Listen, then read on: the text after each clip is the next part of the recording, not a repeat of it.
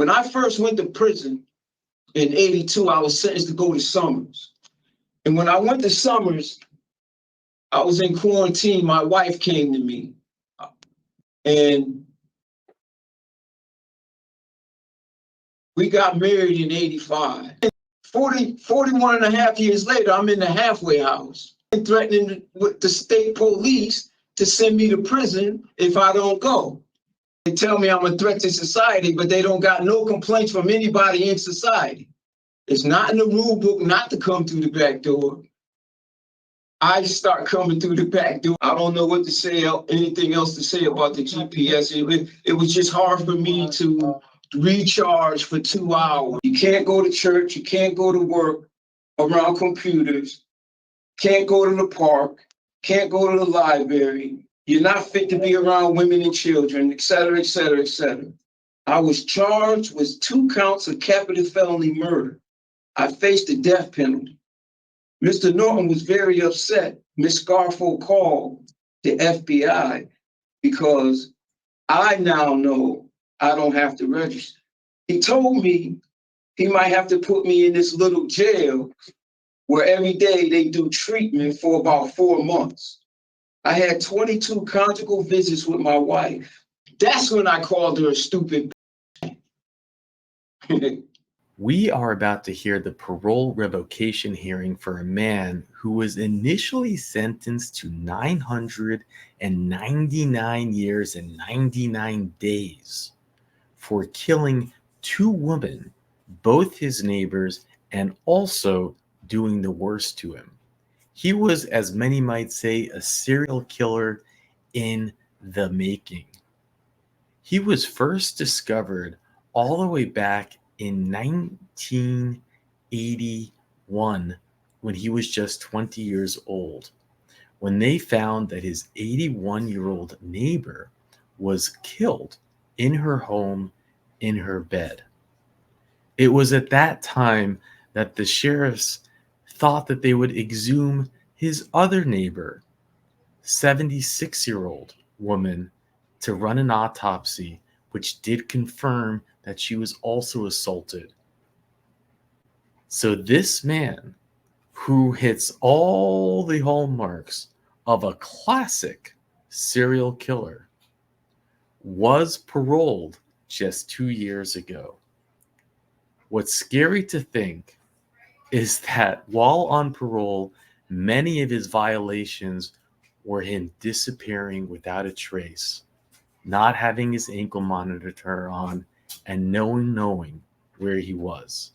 Well, now we are going to watch this revocation hearing and see, will they lock him back up or will they give him another chance? With that, let's jump in. Well, I was here before and they called it a preliminary hearing. Yeah. This sounds like the same thing. So this is a revocation hearing. So that at this hearing, we're going to revisit all of the charges that were brought against you. There were some I think there was a couple of no findings that were made at the preliminary hearing, so they will not be considered today. We're going to get to that portion, but today, the purpose of today is for me to re-review everything and make a decision, a recommendation based off of preponderance of the evidence so provided by the state. Okay, and if you had any evidence that you wanted to submit. And at the end of this hearing, I'm going to make a recommendation based off of if I find that you have violated one or more of your conditions of parole by a preponderance of evidence, then I would recommend a sanction. And then your case would then go before a panel and they will have the final decision in terms of sanctioning. They told me that I was supposed to go before this panel the 9th. Next month, the 9th. That ain't what this is? Today's your revocation hearing. I don't know what's on the 9th. I don't know what I don't know what you're referring to. All right. So do you have any other questions? No. Okay. So you do have important rights at this hearing, which I now will review with you. You have the right to be represented by an attorney at this hearing. You may hire your own attorney. If you cannot afford an attorney, you may qualify for an appointed attorney to represent you. Do you intend to seek counsel for this hearing or proceed without counsel? Proceed without counsel. You have right to receive written notice of the charges of violation. You have the right to review the evidence against you before this hearing. You have a right to submit evidence in support of your case. And at this hearing, you have the right to call and examine voluntary witnesses and to cross-examine adverse witnesses. Do you understand these rights? Yes. Okay. We now will review the charges that the state your officer is bringing against you and the information underlying each charge. So on charge 1, GPS. On February 1st, 2024, you allowed your GPS to shut down at 9:06 p.m. until it cleared at 11:47 p.m., making your whereabouts unknown for approximately 2.5 hours. Your actions violate the GPS agreement, which states I am responsible to ensure the GPS tracking device remains charged by connecting the charging cable to the tracking device and plugging the charging cable into an electrical outlet for at least 2 hours each day. On February 3rd, 2024, you allowed your GPS to shut down at 12:34 p.m. until it cleared at 12:57 p.m. Your actions violate the GPS agreement, which states I am responsible to ensure the GPS tracking device remains charged by connecting the charging cable to a tracking device and plugging the charging cable into an electrical outlet for at least 2 hours each day. On February 23rd, 2024, you allowed your GPS to shut down at 6:38 p.m. until the following day, February 24th, when it cleared at 9:18 a.m. Your whereabouts were unknown for approximately 15 hours. Your actions violated the GPS agreement, which states I am responsible to ensure the GPS tracking device remains charged by connecting the charging cable to the tracking device and plugging the charging cable into an electrical outlet for at least 2 hours each day. On March 5th, 2024, you allowed your GPS to shut down at 12:10 a.m., cleared at 2:48 a.m., then again at 2:17 p.m. until 3:37 p.m., making your whereabouts unknown in total for approximately 3 hours. Your actions violated the GPS agreement, which states I am responsible to ensure the GPS tracking device remains charged by connecting the charging cable to the tracking device and plugging the charging cable into an electrical outlet for at least 2 hours each day. On March 8th, 2024, you allowed your GPS to shut down at 8:20 p.m. until it cleared the following day on March 9th, 2024 at 9:26 a.m. Your whereabouts were unknown for approximately 13 hours. Your actions violated the GPS agreement, which states I am responsible to ensure the GPS tracking device remains charged by connecting the charging cable to a tracking device and plugging the charging cable into an electrical outlet for at least 2 hours each day. On April 2nd, 2024, you allowed your GPS to shut down at 2:27 a.m. until it cleared at 5:24 a.m., making your whereabouts unknown for approximately 3 hours. Your actions violated the GPS agreement, which states I am responsible to ensure the GPS tracking device remains charged by connecting the charging cable to the tracking device and plugging the charging cable into an electrical outlet for at least 2 hours each day.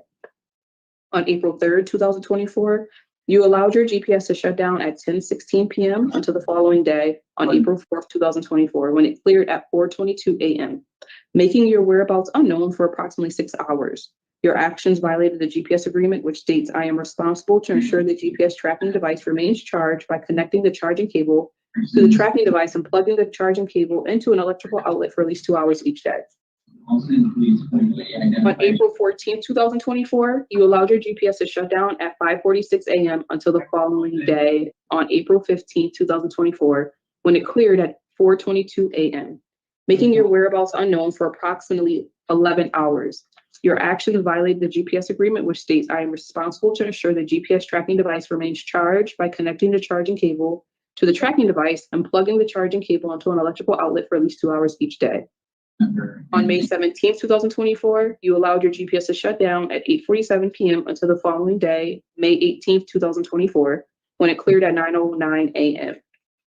Your whereabouts were unknown for approximately 13 hours. Your actions violated the GPS agreement, which states I am responsible to ensure the GPS tracking device remains charged by connecting the charging cable to the tracking device and plugging the charging cable into an electrical outlet for at least 2 hours each day. Charge 2, program participation. There was a no finding made at the preliminary hearing held on July 2nd, 2024, and will not be considered at today's hearing. Charge 3, halfway house. On October 24th, 2023, you failed to enter the Eddy Center halfway house through the main entrance as directed or complied with the PAT search. You yelled at staff, "Fuck you, stupid bitch," and house nigger. That your actions violated the halfway house agreement, which states I will treat others with respect and not engage in verbal or physical altercations with other offenders, staff, or third parties. On December 16th, 2023, on January 4th, 2024, And January 5th, 2024, you left the Eddy Center without permission from staff or your officer. You did not have an approved pass as well. Your actions violate the halfway house agreement, which states, I will not leave the physical confines of the halfway house unless authorized by staff or parole. I will only go to the locations indicated on an approved community pass unless changes have been authorized by staff. On February 10th, 2024, you were issued a community pass to work from 4:45 p.m. with a return time of 10 a.m. You did not return to the Eddy Center until 1:15 p.m., 3 hours past your scheduled return time. GPS points confirm you left work at approximately 8 a.m. Your actions violated the halfway house agreement, which states, I will return to the halfway house from community pass at my scheduled return time. If I am unable to do so, I will call program staff to explain why I'm expected to be late and receiving new return time. On February 12, 2024, you left the physical confines of the Eddy Center halfway house without authorization from staff or this officer. When staff gave you a direct order to return to the facility, you stated, I need to go to fucking work, and walked away. Your actions violated the halfway house agreement, which states, I will not leave the physical confines of the halfway house unless authorized by program staff or parole. I will only go to the locations indicated on an approved pass unless changes have been authorized by staff. On February 9th, 2024, you were given multiple direct orders during a halfway house compliance check to vacate the bathroom. You failed to follow officers' direction to leave your room and turn off your phone, continuing to resist throughout the process. Your actions violated the halfway house agreement, which states, I will treat others with respect and not engage in verbal or physical altercations with other offenders, staff, or third parties. On February 26, 2024, you left the Eddy Center halfway house without authorization. You failed to obtain a community pass to the job fair or allow staff to verify the job fair. Your actions violate the halfway house agreement, which states, I will not leave the physical confines of the halfway house unless authorized by program staff or parole. I will only go to the locations indicated on an approved community pass unless changes have been authorized by staff. On March 4th, 2024, you failed to obtain a community pass and sign out with front desk to work. You walked out without authorization, violating the halfway house agreement, which states, I will not leave the physical confines of the halfway house unless authorized by program staff or parole. I will only go to locations indicated on an approved community pass unless changes have been authorized by staff. On March 15th, 2024, you took 2 pills of medication after being directed by staff to take 1 as prescribed. Your actions violate the halfway house agreement, which states, I will take all prescribed medication as directed. On March 29th, 2024, you left the Eddy Center without permission from staff or this officer. You refused to wait for your community pass to the bank and left at 12:03 p.m. and did not return until 12:35 p.m. Your actions violated the halfway house agreement. I will not leave the physical confines of the halfway house unless authorized by program staff or parole. I will only go to locations indicated on an approved community pass unless changes have been authorized by staff. Exhibits that were filed by the state were identified and marked for the record at the preliminary hearing on July 2nd, 2024.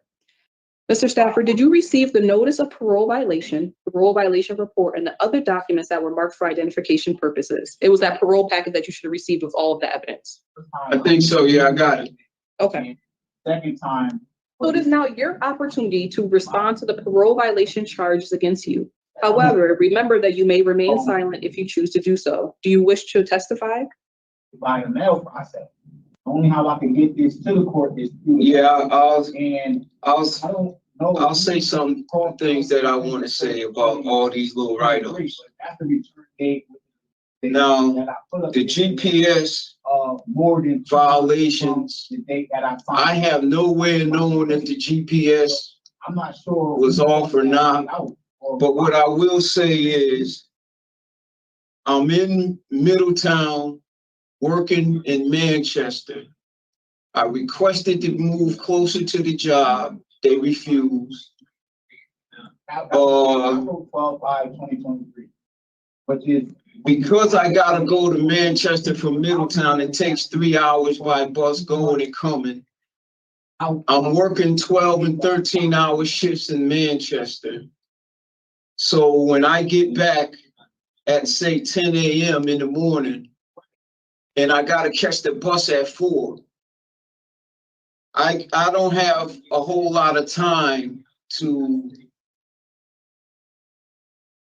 charge up this machine, and it was a hindrance because of the time restraints, going from Manchester, going from Middletown to Manchester with just a couple of hours to get sleep to go back to work the next day. Other than I didn't cross out this return. If I was moved closer to the job, I wouldn't have had those problems with the GPS. And all these, they're talking about me going somewhere, they don't know where I'm at. They knew where I was at. Because you got to sign a book saying exactly where you're going, what time you're going, and what time you're going to come back.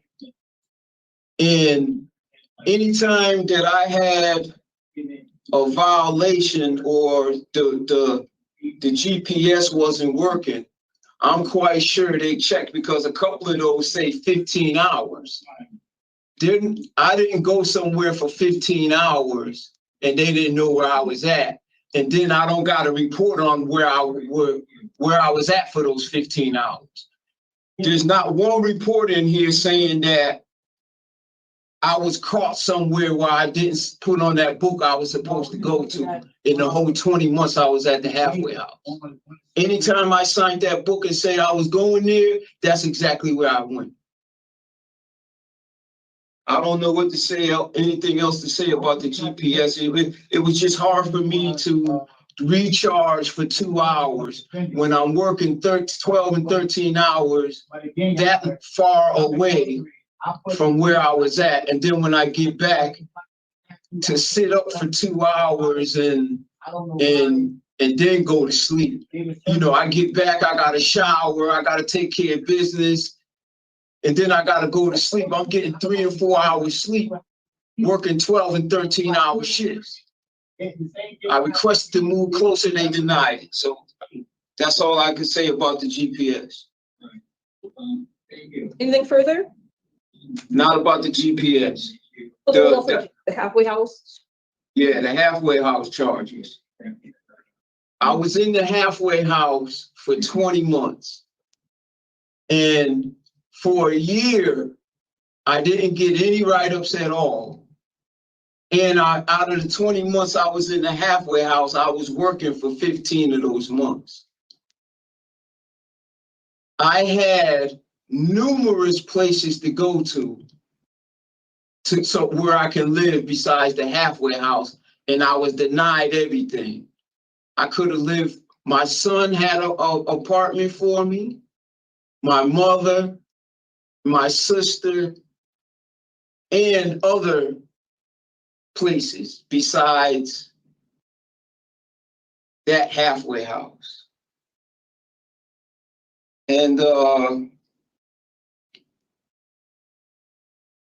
I just don't understand why all of a sudden I start getting write-ups for going somewhere without a pass after I was there for a year with no write-ups at all. And I had all those places to go to. I mean, how long were they going to keep me there at the halfway house? To me, it was, they had to justify keeping me there. So that's when all these write-ups started. All these, me leaving without a pass all of a sudden. And this very first write-up here, coming through the back door. When you come down the street of the halfway house, you're on camera. When you turn into the backyard, you're on camera. When you step inside the halfway house, you're on camera. When you step inside the back door is here, the front door is right there. And it's not in the rule book not to come through the back door. I was there for 20 months. The first, say, 6 months I was there, I'm watching everybody who owns a bike come through the back door. None of them dudes ever got written up. My roommate had a bike. I'm watching other guys. This is how I learned what's going on at the halfway house. All those guys were coming through the back door. It's not in the rule book not to come through the back door. I start coming through the back door. They wrote me up. That's the very first write-up. And what's so wicked about this write-up is they put down here that I said stupid bitch, and I did not do that on this write-up. There was another write-up where the director of the halfway house calls the office, and she had the worker in the office bring the cell phone to my room because she wasn't working that day. And she was on the phone and she tells me, Stafford, pack your stuff. There's a guy in such and such a room that has COVID. You're going to move to the COVID bed. He's going to move to your bed. And when he gets well, y'all can move back. I didn't want to do that. I'm 63 years old and I'm scared of COVID. So I said no. The other boy that had the COVID said, why would he move to my room? He already contaminated this room. Why would he go down there and contaminate that room? The lady was on the phone for an hour threatening me with the parole officers. And then she hung up. About an hour later, the girl from the office comes back. She's on the phone again, threatening with the state police to send me to prison if I don't go. I didn't go because I was scared of the COVID. Yeah. And it ain't so much that I called her a stupid bitch because she tried to move me to the COVID bed. What upset me was this campaign started against me that I don't listen to authority when they tell me to do something over this COVID situation. And that's not fair. And she always comes to me and throws that in my face that I don't I don't respect their authority because I don't do things like move to the COVID bed. That's when I called her a stupid bitch. And I regret that, but they were playing with my mental health at this point, and it's not even in the report. I got written up for not moving to the COVID bed, and the write-up's not in here, but me calling her a stupid bitch over that write-up is in here, placed on a different write-up. Those things don't make no sense. I don't feel as though coming through the back door I should have been written up for because it's not in the rule book that you don't come through the back door, and everybody who owned a bicycle was coming through the back door.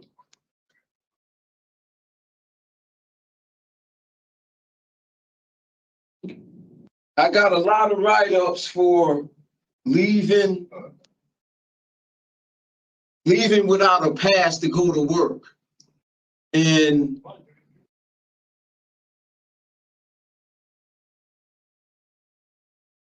you have to put in your passes a week ahead of time. I was doing that. Anytime I leave, I got to sign a book and say where I'm going. I did that. They knew where I was going. They would take my passes and then write me up for leaving without a pass. Totally unfair. And all this is going down a year after I was there with no write-ups, and I was working and had places to go live, and I was denied everything.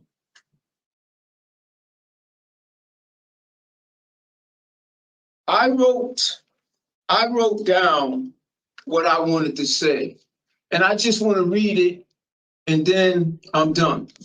Okay. I made parole December 2nd, 2022. I found out my parole officer was Mr. Brian Norton. I wrote Mr. Norton about my wife, Arlene's condition. She was in hospice, and I wondered if Mr. Norton would approve of me seeing her. I never heard from her. 3 months later, Mr. Norton came to see me at McDougal. Mr. Norton was very angry with me. All he talked about is what I wouldn't be able to do once I got out. You can't go to church, you can't go to work around computers, can't go to the park, can't go to the library, you're not fit to be around women and children, et cetera, et cetera, et cetera. Mr. Norton informed me that he got my letter about my wife, and he said, if you think you're going to get out 1 week and see your wife the next, it doesn't work like that. He told me he might have to put me in this little jail where every day they do treatment for about 4 months. I later found out he was talking about the January Center. Listening to testimony in group therapy at 300 Sheldon Street, Hartford, Connecticut, the parole officer's headquarters, I realized the punishment is when you're on the registry. At my parole hearing, the board said, we grant you parole because you're not a threat to society. I don't understand Mr. Norton's anger at all. That anger followed me to the halfway house. At the end of our visit at McDougal Correctional, I said to Mr. Norton, send me to that little prison you were talking about. I'll fit right in because I did groups with Dr. Eileen Redden, president of Casco, for about 25 years. I didn't get sent to that little prison he was talking about. I don't know why.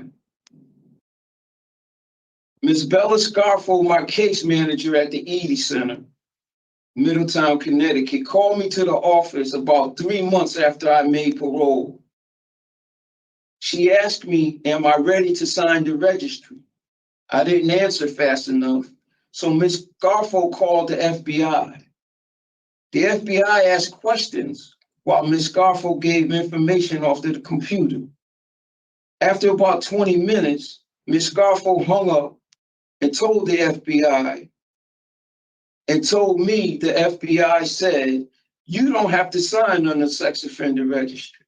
I always thought I had to sign because I confessed to the crimes I committed.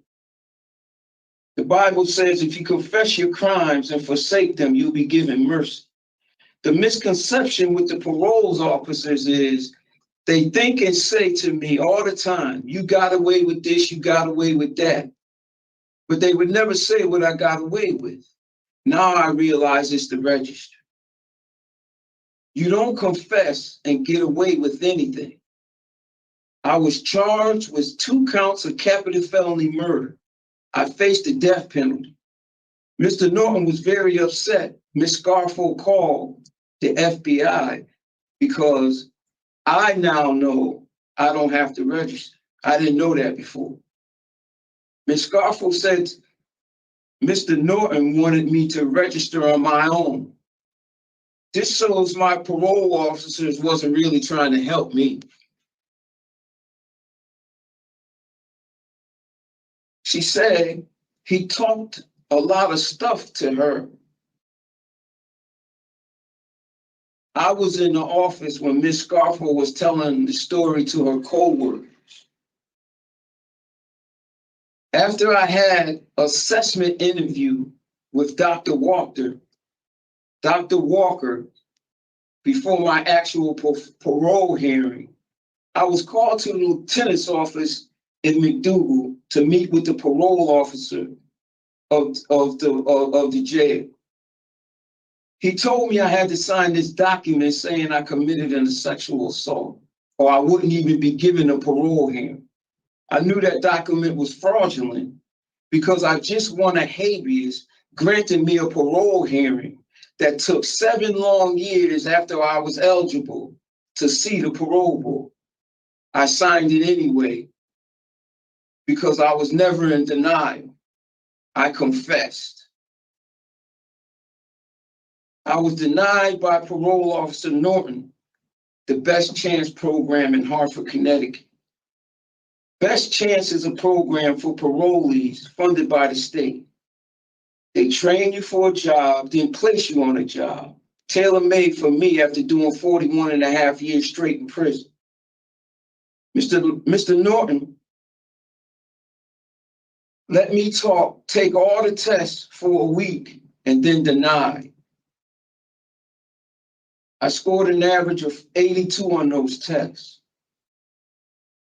He let me interview with Father Brody in New Britain for placement in a sober house. I went to New Britain 3 times for interviews. I will be drug tested, no alcohol or marijuana, had to pay rent, participate in Bible study from Monday through Friday nights. New Britain is where my wife lives, walking distance. Denied.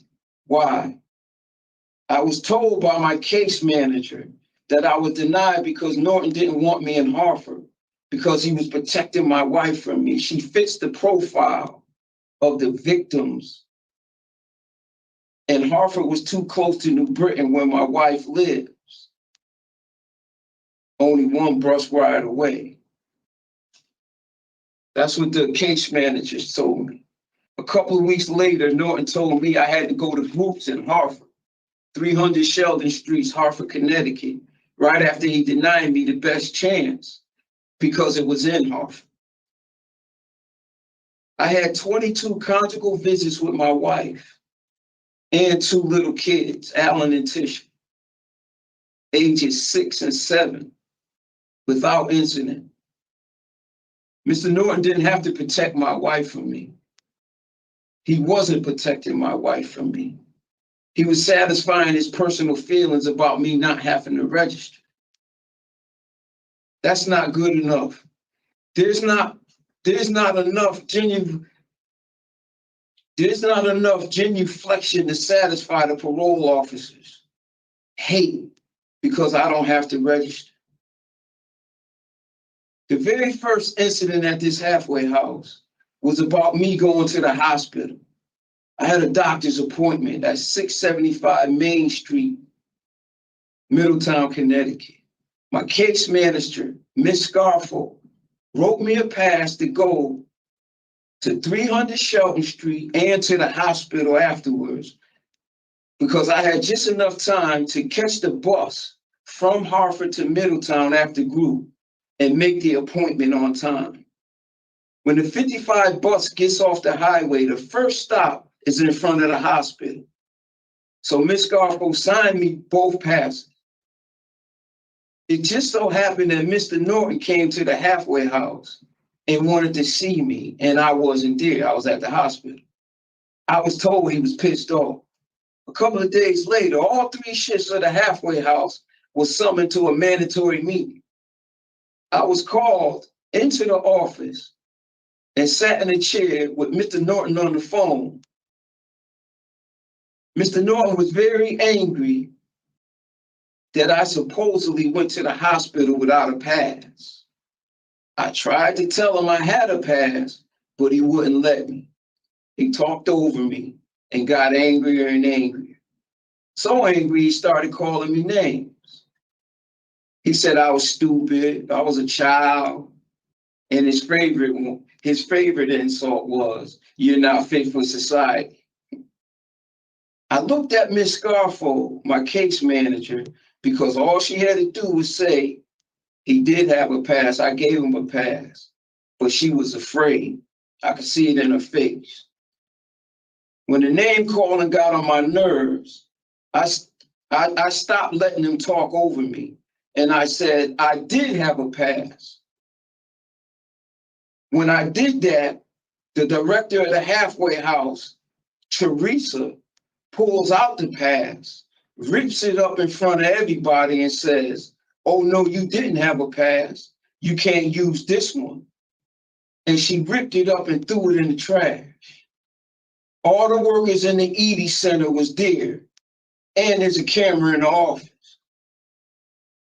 This first incident turns out to be a template for all these write-ups about going somewhere without a pass.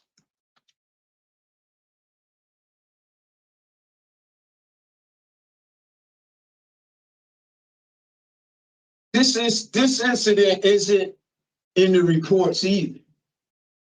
And I was sanctioned for that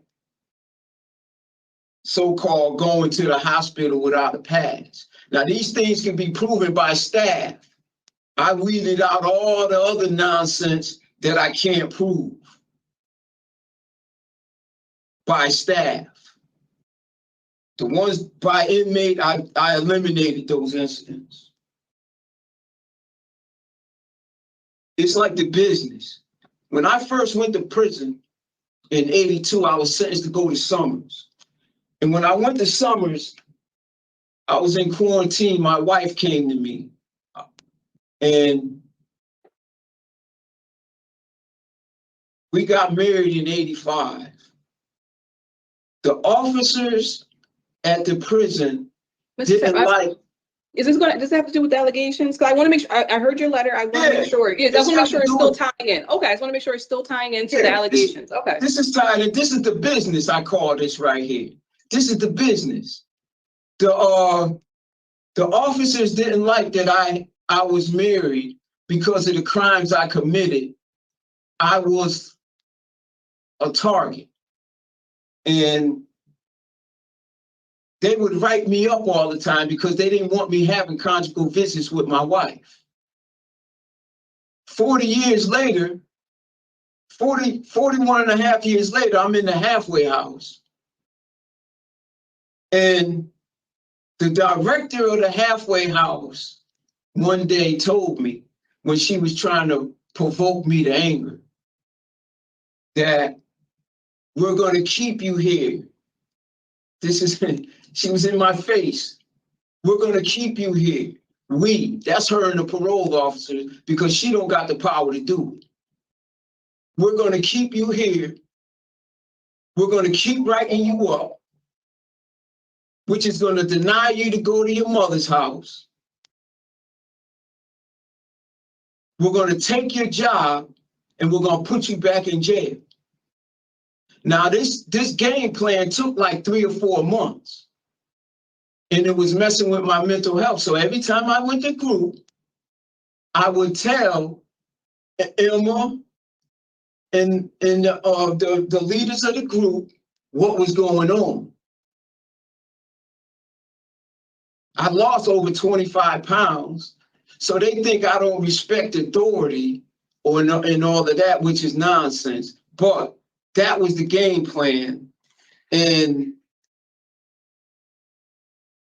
the only way I can prove that is the 3 or 4 months it actually took for them to put me in jail. Every time something happened, I would tell the people that was running the MHU groups in Hartford, Connecticut, and the doctor, Miss Eileen Redden, the president of CATSO in Manchester, Connecticut, because I was going to her group too. Every time they wrote me up, I would tell them. Every time the game plan took another step, I was telling them. After they denied me my mother's house, the only 2 things left was to take my job and to put me back in jail. So I was telling the people every step of the way what was happening. They took my job off of one of these write-ups, but the write-up isn't in here. There's a bunch of write-ups that they gave me, that they sanctioned me on, that's not on here. I don't understand that either. They took my job. Why would a parole officer want to take my job?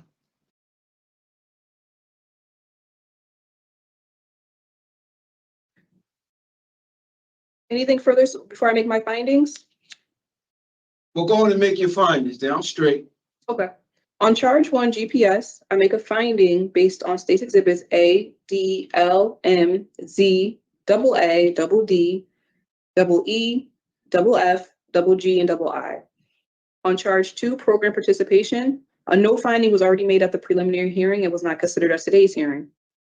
On charge 3, halfway house placement, a no finding was made on part 7 at the preliminary hearing held on July 2nd and is not being considered today. I make a finding on the rest of the charge based on state's exhibits A, E through K, N, Q through V, X, Y, double B, and double C. That concludes the fact-finding portion of this hearing. Before I make my recommendation, you will have an opportunity to speak to your background and history. What is your release plan? Do you have a sponsor? Do you want to go back to a halfway house? What is your plan upon release? I want to go to my mother's house, man. I want to be paroled to New Haven, Connecticut. To your mother's home. Yes. What's her first and last name?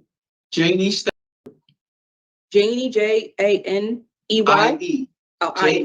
Janie. And her Yes. and her phone number 203 and her address. 9 Connecticut.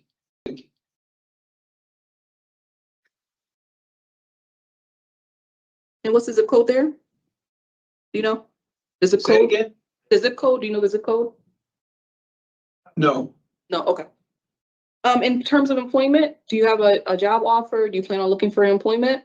Yeah, I plan on trying to get a job. They took my job. I had a job. They took my job and then they put me back in jail. Do you plan on going back to your previous employer, or do you have to look for a new? I don't know if I'll get hired by the previous employee. I don't know that. Okay, so you'll look for employment. Yeah. Okay. And do you have any other things you plan on doing in the community upon if you're back when you reinstated parole? I plan on doing what I was doing when I was in the halfway house, because they don't have any complaints from anybody in the community. So I plan on doing what I was doing when I was at the halfway house, going to work and minding my business. Okay. Yeah, they tell me I'm a threat to society, but they don't got no complaints from anybody in society. Not one. Anything further before I make my recommendation? No. I recommend revoke and reparole on October 14th, 2024, which is an approximate 4-month sanction. I recommend the following conditions: no consumption of alcohol, halfway house placement in the event that it is needed, mental health evaluation, and problem sexual behavior treatment. My findings and recommendations will be forwarded to the board. You will receive official written decision from the board, and your board review is scheduled on September 12th, 2024. So on September 12th, the board's going to review your case and look at my recommendation, which is a re-parole date on October 14th, 2024. The parole can either lessen that sanction, they can let that sanction stand, or exceed that sanction that I recommended of the October date, okay? If the board decides to impose a sanction longer than what I have recommended, then a supplemental hearing will be held. Before the hearing, the board will provide you with a written notice documenting the specific reasons why they might want to exceed my recommendation, okay? During that supplemental hearing, you will have an opportunity to respond to those specific reasons while in front of the panel. Okay, so this does conclude the revocation hearing. So do you understand what my recommendation is? Yeah. Okay, so October. I got a question. Yep, go ahead. If you're going to reinstate me to parole, can you reinstate me to parole in New Haven? So I put down your plan as your sponsor, your mother, who you just told me, as your plan. If that plan is denied, you're saying you want to do a New Haven halfway house? Yes, ma'am, please. Okay. New Haven halfway house. Okay. So again, now the board's going to review your case on September 12th. On that day, the final decision will be made whether that sanction or the October date stands, or what lessens or they exceed that sanction. But you'll receive written notice on basically after the 12th, like within a few business days from the 12th of the written decision. Okay. All right. All right, so this concludes the hearing. You're all set.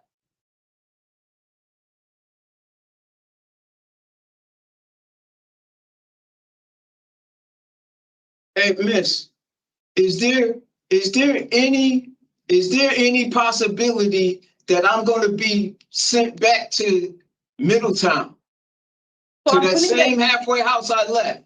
So I'm putting your request, I'm putting that your plan is your mom's home.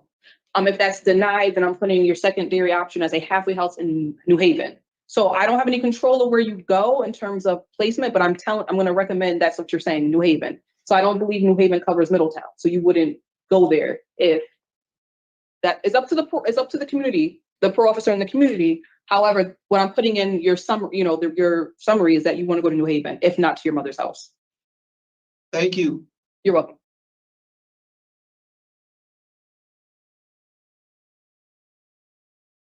Okay, so I know what we just saw is like, whoa, what did we just see? And you might have your different opinions on what it is that we just saw, but he was accused of murdering two women, both his neighbors, both in their 80s, and this is when he was 20 years old. They actually, after the second woman was found dead, they exhumed the first woman's body, who they initially thought had died of a heart attack, to confirm that she was actually asphyxiated. So this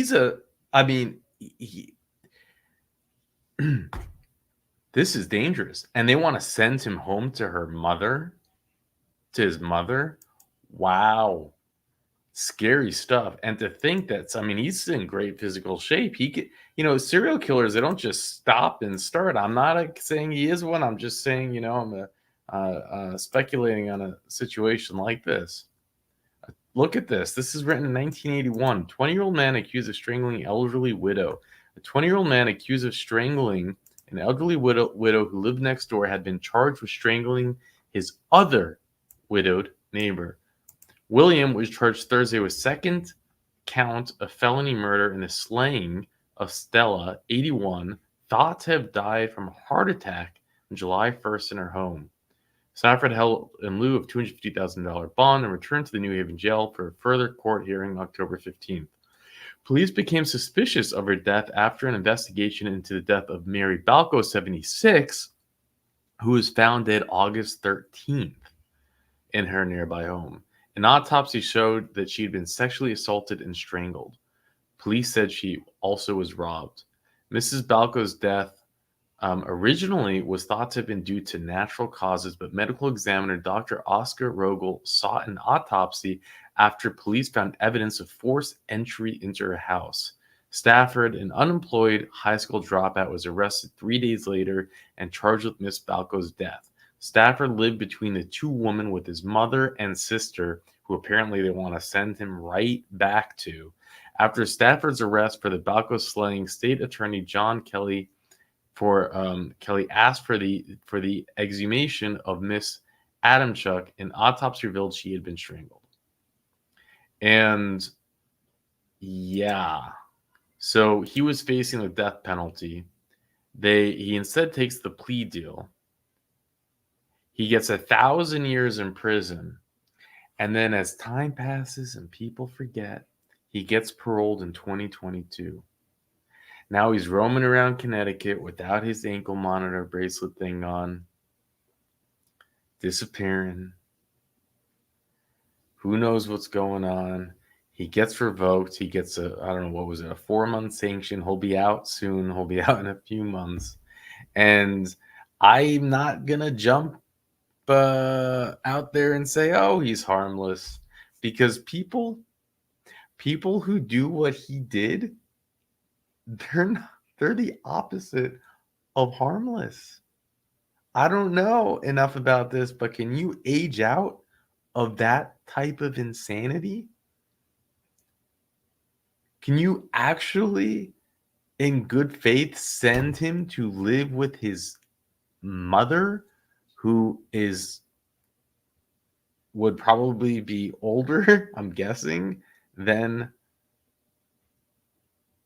in his target range of his victims? This is madness. I think we just saw, watching the parole hearing. It's like, okay, if he was in for any other reason, I think I'd be having good fun with him in some way, and I wouldn't be taking it so seriously. Okay, so he did this, he did that, but this, and why is he paroled? You can clearly see that he's out in society and can do whatever it is that he wants to do. And this is someone who is accused of murdering both his neighbors, sexually assaulting one of them. I mean, these are the classic marks of a serial killer. You only need to be a little bit rehearsed in true crime to know this, but apparently the judicial system, they don't care. Wow. I don't know. Do people age out of serial killing? Did we just record something that are we about to see something really scary go down? What do we know, right? We're just sheeple. I guess it's worth taking the chance, right? It's okay. Take a chance on you. Anyways, thanks, Richard, for pulling out this case and a 38-year-old article. And with that, I'll let you go. When I first went to prison in 82, I was sentenced to go to Summers. And when I went to Summers, I was in quarantine. My wife came to me. And we got married in 85 and threatening with the state police to send me to prison if I don't go. They tell me I'm a threat to society, but they don't got no complaints from anybody in society. It's not in the rule book not to come through the back door. I just start coming through the back door. I don't know what to say, anything else to say about the GPS. It was just hard for me to recharge for 2 hours. You can't go to church, you can't go to work around computers, can't go to the park, can't go to the library. You're not fit to be around women and children, et cetera, et cetera, et cetera. I was charged with 2 counts of capital felony murder. I faced the death penalty. Mr. Norton was very upset. Ms. Scarfo called the FBI because I now know I don't have to register. He told me he might have to put me in this little jail where every day they do treatment for about 4 months. I had 22 conjugal visits with my wife. That's when I called her a stupid bitch.